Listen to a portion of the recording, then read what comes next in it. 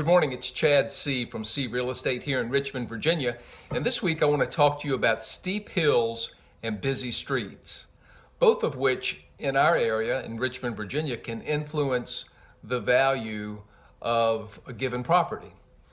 Now, in some areas in the western part of our state and other states in this nation, to be on a steep hill is just a common occurrence. If you're going to have a house, it has to be on an incline somewhere. Not the case in the Richmond metropolitan area and in most areas across our nation.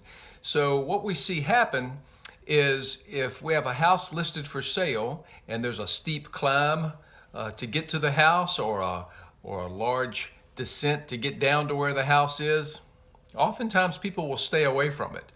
They think ahead to winter times and icy conditions and the trouble that can cause. And all in all, for the most part, people just don't like it. So oftentimes what we find sellers have to do is come in at a price that's lower than what it would be if the house were on a level lot in order to get it sold. And even if they don't do that, the fact that it's on a steep hill will oftentimes cause a buyer to make lower offers as they feel like there needs to be some sort of compensation for tolerating this steep incline. Now there's exceptions to every rule, and sometimes a person will get the same amount as everyone else in certain markets that are sellers markets, but for the most part this just holds true. A busy street can cause the same thing.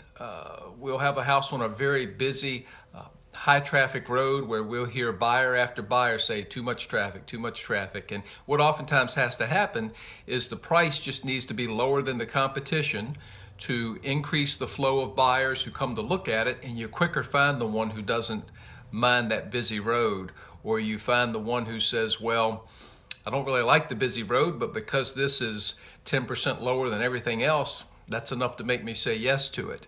And what a buyer and seller has to remember in situations like that is those conditions that allow you to get a good deal going in will often keep you from getting as much for it when you go out, when you go to sell it.